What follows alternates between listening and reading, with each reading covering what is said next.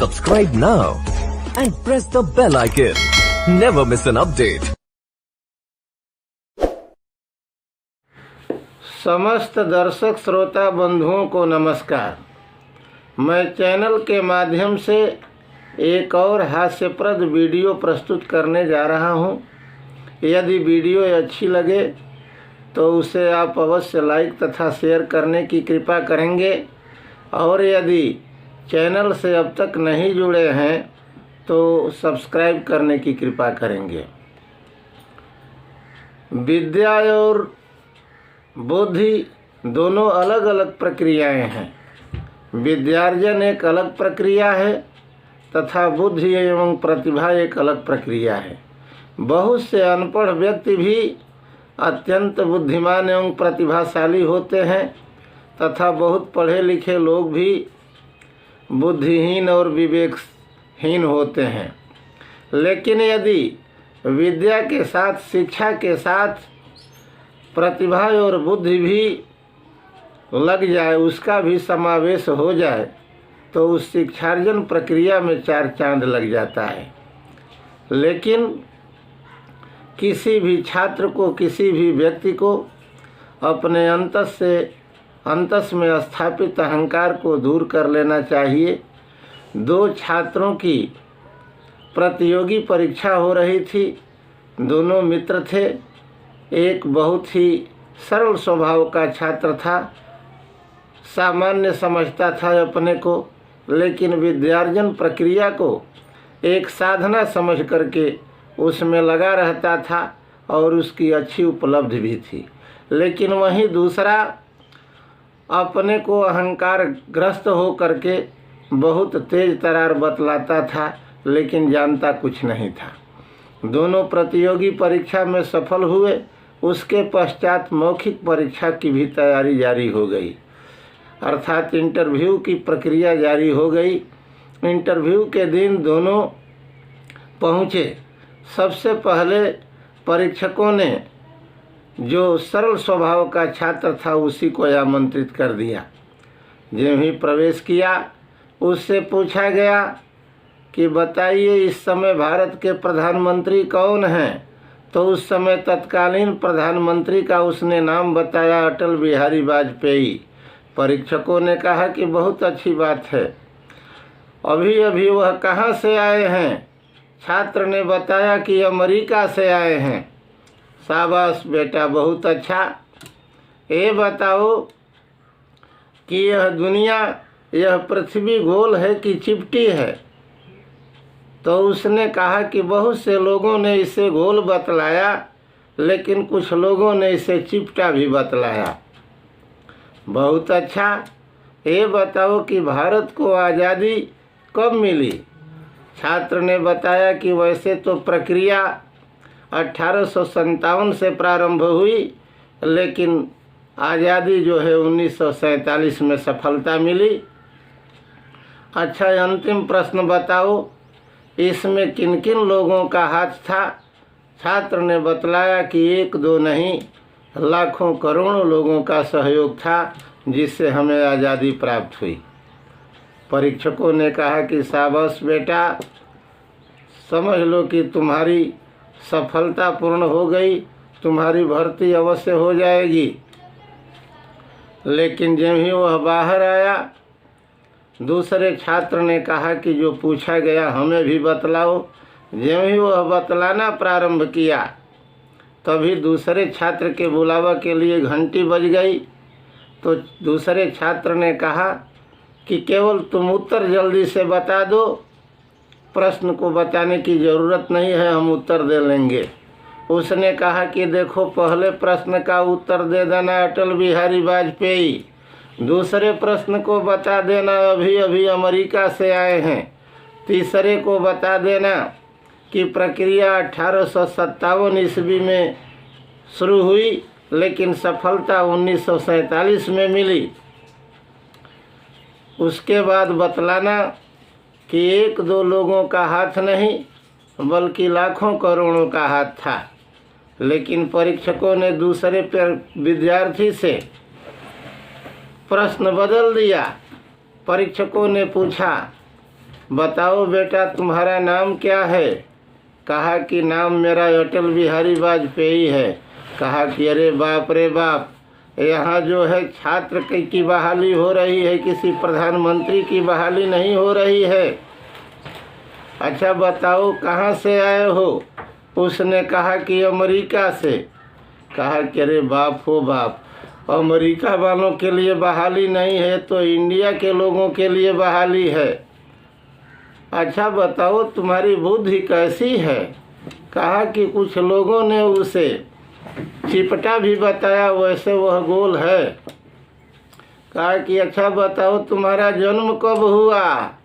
कहा कि प्रक्रिया तो 1857 से शुरू हुई, लेकिन सफलता मेरे जन्म की 1947 में मिल गई। ओह अरे बाप रे बाप। अच्छा बताओ तुम्हारे जन्म में किसका हाथ था? कहा कि एक दो का, लाखों लोगों का हाथ था। अब इसी के आधार पर इस दृष्टांत को मैंने एक जगह सुना, तो हम इसे सवैया छंद के रूप में परिणित कर दिया। स्वरचित सवैया छंद के रूप में इस दृष्टांत को हम देखें कि दो मित्र किसी प्रतियोगी परीक्षा के हेतु लगे करने तैयारी।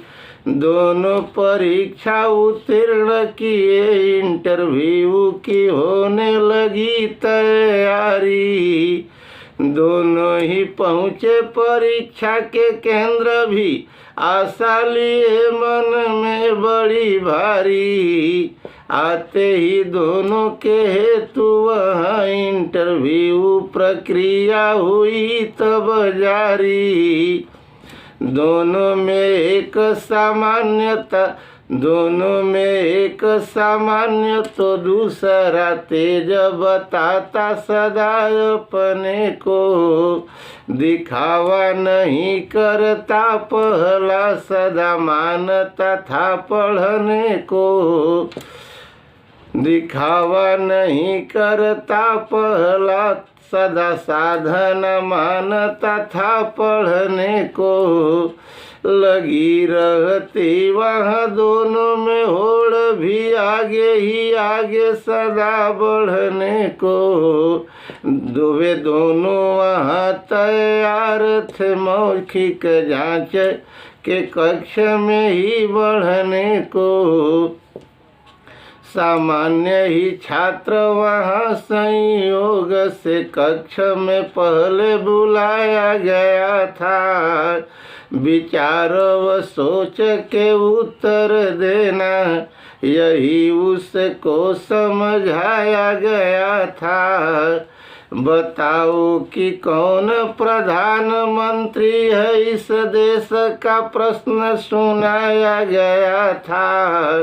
प्रश्न के उत्तर में वाजपेयी को छात्र के द्वारा बताया गया था। पूछा गया बतलाओ अभी वाजपेयी यहाँ किस देश से आए। देर न की उस छात्र ने उत्तर दी कि अभी अमेरिका से आए। परीक्षकों ने दी शाबाशी उसे, समझो अब बेटा सफलता तू पाए। बताओ बेटा कब भारत मुक्त हुआ, सब लोग आज़ादी को पाए। कहा कि प्रक्रिया 1857 से इस हेतु चली थी, किंतु सफलता तो 1947 में आकर के मिली थी। बताओ बेटा सफलता तो 1947 में ही मिली थी। पूछा गया इस कार्य में मदद किन किन लोगों के हाथ मिली थी।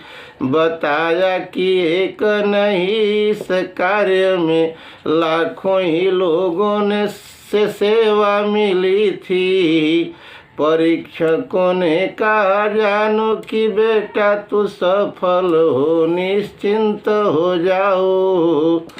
आया तो दूसरे ने कहा भाई जो पूछा गया हमको भी बताओ। तब तक घंटी बजी दूसरे के भी, हेतु की कक्षा में शीघ्र आ जाओ।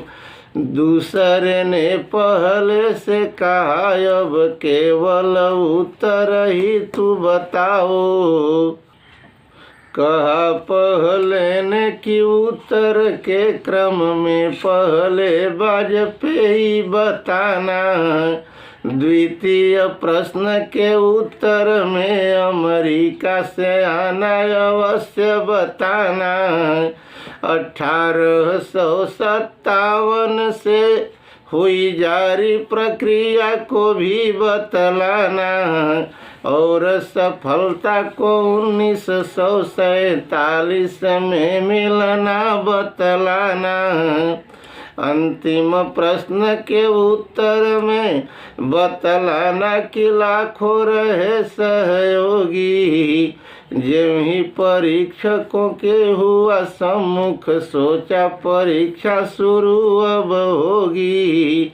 हमको तो मालूम है पहले ही उत्तर देने में देर न होगी, किंतु न जानता था कुछ भी वह मात्र रहा अहंकार का रोगी।